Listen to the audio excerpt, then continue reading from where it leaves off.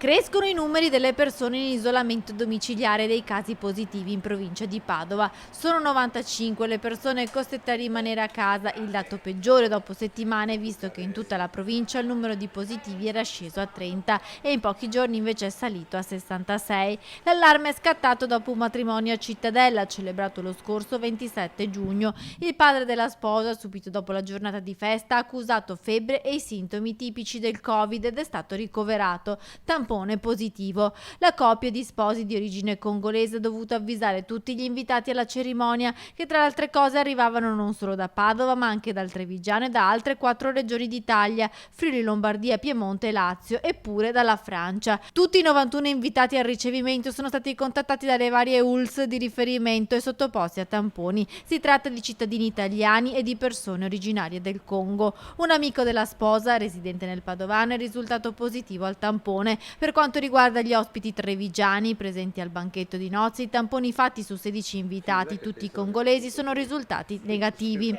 Oltre al caso del matrimonio, questi sono i comuni che registrano contagi nel Padovano: Borgo Veneto, Cadoneghe, Candiana, Casalserugo, Codevigo, Noventa Padovana, Rubano, Selvazzano e Tribano. Dal comune capoluogo Padova l'appello del sindaco Giordani, che nella giornata di giovedì ha incontrato i direttori generali dell'azienda ospedaliera e dell'USL 6. Ora siamo in una fase delicata in cui sono possibili focolai e casi isolati che vanno tempestivamente aggrediti e circoscritti, sottolinea il primo cittadino in una nota ufficiale di Palazzo Moroni.